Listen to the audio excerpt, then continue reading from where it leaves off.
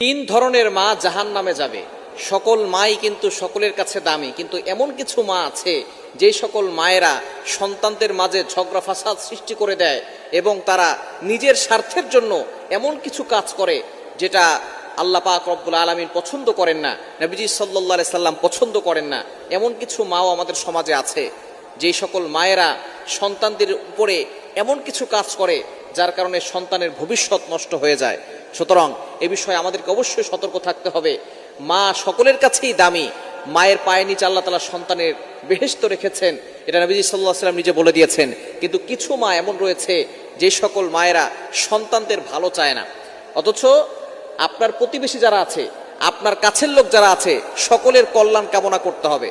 তবে তিন ধরনের মা, এক নাম্বার হচ্ছে যেই সকল মায়েরা নিজের স্বার্থের জন্য ছেলে অথবা মেয়ের সংসার নষ্ট করে দেয়।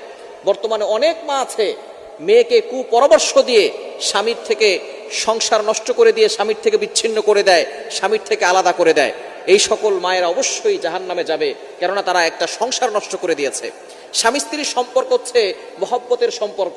অবশ্যই মা হচ্ছে সকলের চেয়ে দামি, তবে স্বামী স্ত্রীর সম্পর্ক হচ্ছে মহব্বতের সম্পর্ক। শয়তান এই স্বামী স্ত্রীর সম্পর্ক বিচ্ছিন্ন করতে সবচেয়ে বেশি খুশি হয় যখন স্বামী স্ত্রীর সম্পর্ক বিচ্ছিন্ন হয়ে যায়।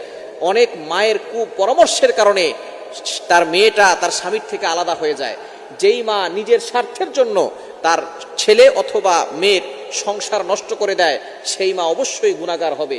এজন্য এই সকল কাজ থেকে আমাদেরকে দূরে সরে আসতে হবে।